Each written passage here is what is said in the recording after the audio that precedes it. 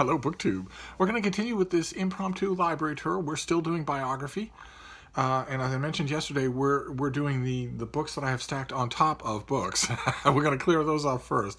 We're going to clear those off onto the floor so I can figure out if maybe even without getting a new bookcase, there might be some way to organize these that makes everything a little more accessible. So we're clearing off those stacks first, and there's only a couple more of those to do, and then we'll go on to books that are actually on shelves, and I won't have to be standing up like some sort of barbarian. So we're going to do this next stack, and I noticed at a glance this next stack is all writers, except for one. One exception was a brutal killer of writers. So see if you can spot the exception. The first one, this thing, I think this is from this year. I was overjoyed to get it.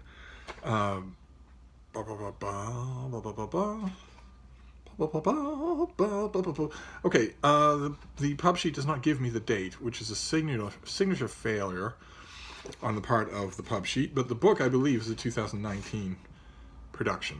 Well, no, okay, 2018. Yeah, this is the paperback. It might have had a hardcover for all I knew. I didn't know that it was coming to me at all. It's the University of Washington Press, and this is a collection of essays on John Okada, the author of No No Boy. No No Boy is a classic novel that is finally entering into the Penguin Classic canon this year. And this is a series of biographical sketches about the author of that book. It includes a lot of writings of his that I didn't know existed and lots of great essays about him. He had a fascinating, bitterly angry life. And I don't know, I'm assuming this didn't get wide distribution. And I'm also assuming, it's a little depressing, but I'm assuming that No No Boy is not that widely known. And I'm hoping that the Penguin Classic introduction makes all the difference, changes that. Usually, if a book is introduced into the Penguin line, then it will be introduced into schools, makes it easier to teach, and it has an introduction, notes, all that sort of stuff. I have not received a copy of the Penguin Classic No No Boy yet, but when it does, I will be singing its praises. You should all read it.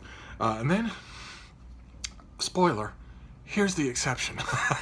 This is Stephen Calkins' enormous biography of Joseph Stalin, leading up to the end of the Nazi-Soviet pact. This book drops Stalin off in World War II in earnest.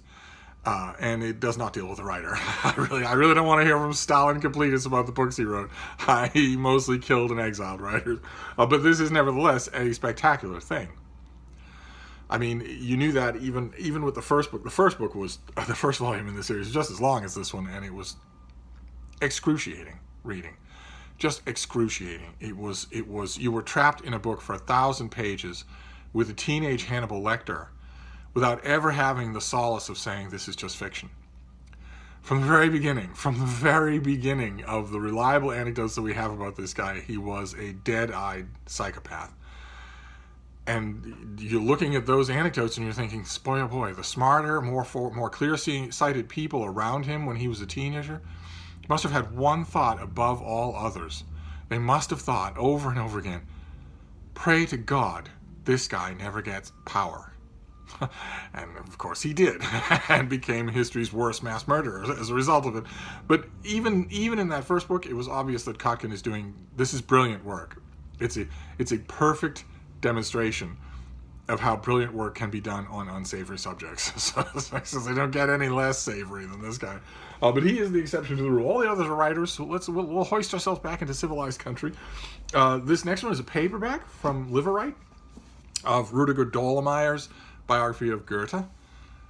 This is an English language translation. It's Rudiger Safransky. I conflated the names. The translator's name is David Dollenmeyer, and it's Rudiger Safransky that did the work, and it does not have a blurb from yours truly. But the book came out in 2013, and the translation came out in 2017, and I honestly wasn't expecting a paperback reprint. A couple of years before this, 1 year I think before this, there was gigantic, I think from Yale, there was a gigantic collected writings of Goethe. It's just a huge volume, 1,100 pages long.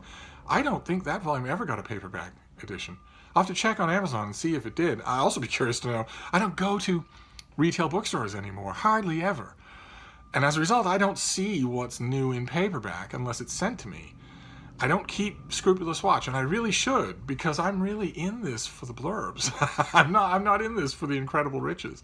I'm in this for the blurbs, and I'm wondering if I'm blurbed on, if there is a paperback of that Essential Goethe, I'm wondering if I'm blurbed on it. But one way or another, this I thought was really, really good, even in English language translation. It is, I think, the only biographical work that I have of Goethe. And then... Okay, this is also a paperback. This is from Harvard, and this is a paperback of a book that was one of the very first books we saw on this channel. This is Marco Sontag's, his biography of Dante.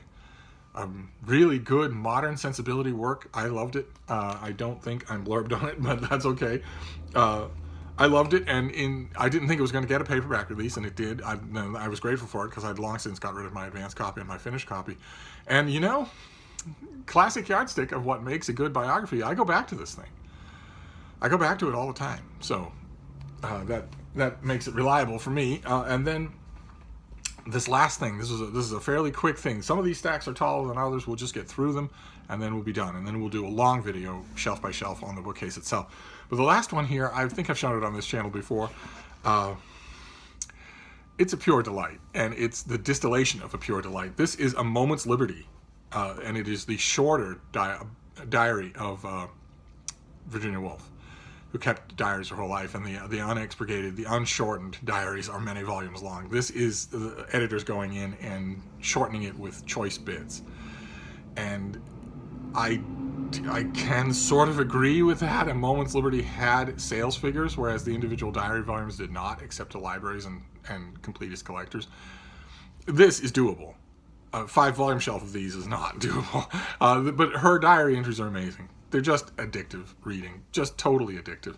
And this is a case where I can agree with the shortening. Same thing with Samuel Pepys, where I love the unshortened version myself enormously, but I want more people to experience this just in any way. So with Pepys, there's the shorter Pepys, or Everybody's Pepys, or, you know, the Everyman Library, or the Penguin Library collection. And then with this, there's this abridgment, which is intelligently done, takes out, you know, in any diary, there are going to be many, many days that are just, gee, it was cloudy this morning, that bump on my arm is going away, that sort of thing. And then there will be moments where, many, many moments where historical figures walk on stage, or where the diarist simply thinks on the page. Virginia Woolf does that many times, and I love it. I absolutely love it. So this is, I was very happy to find this. I would love to find a hardcover with a dust jacket, but this will do just fine. And this is also something I go back to often. It almost belongs on the shelves in the other room that are devoted to books about books, because Virginia Woolf never stops reading. She never stops talking about what she's reading. Even when she's under contract to review it, she's still talking about it extra. It's amazing. I really wish that there were a great big volume. Here, let me show you this. This was put out by Penguin. This was put out by Penguin. This is not a complete biography of Joseph Stalin. This is this big, and it's not even complete. It's not his whole life. What I wouldn't give if Penguin would come out with a book just this big called Woolf on Books, that contained all of her famous essays in the Common Reader and the Second Common Reader, but also contained tons and tons of book reviews, and maybe even the explicitly bookish entries from her diaries. What I wouldn't give if a volume like that existed. She's the greatest writer on books that's ever lived, and there, as far as I know, a volume like that does not exist. Anyway, that is it. That is a very brief visit with the library this time around. Next time we'll do another vertical stack, and then we'll move on. Then the 30-minute videos will commence of long shelves, and so we can try and power through the biography section. We'll get through the biography section in June, and then we'll move on. I don't know where, and I don't know how. I had originally planned to do this after a grand spick and span reorganization of my library, and I don't think that's ever going to happen, or if it does, it's going to happen piecemeal, like your cells being regenerated in a body over the course of 7 years. So I don't know where I'm going to go next. A couple of people have emailed. Keep in mind, it's st.donahue@gmail. Email me about anything. If you talk to me about your dogs, I'm going to want pictures of them. Just keep in mind that. But I get emails about everything now, and I love it. I just love it, because I spend all day online. I just love it. I've got my boss is doing this. What do you think of it? Or I know you're not a lawyer and I don't think I have a leg to stand on, but my neighbor is doing this and I just wanted someone to complain to. That's all. Tell me that I'm not wrong. Or if I am wrong, tell me that I'm wrong. So, stuff like that, I'm getting that all the time now and I love it. So feel free. But a few people have emailed and said that the thing that they would want next is that space right there. That little hutch built into the wall is something I referred to years ago as the darkest depths of Mordor. Because as you could kind of sort of make out, I just throw books in there and I don't pay any attention to what they are. And as a result, I'm afraid to go in there. And so a few people are saying we should brave the darkest Mordor next. And maybe we will. Maybe that's how we'll do our July, is just to do Mordor and try and make sense of it. These bookshelf tours actually do help me. They kill your TBR list and your Amazon wish list and whatnot, but they help me because I puts my hand on every single book, and that makes me think about them and rearrange them and maybe find doubles and get rid of them. And that's very helpful, and God knows Mordor needs it. Look at that. Oh God, maybe we will do that. I'll work up my courage. But for now, we're in my comfortable territory. We're in biographies, so we're just going to plow on with that through the month of June. So I'll see you then next time. Thank you, Book 2.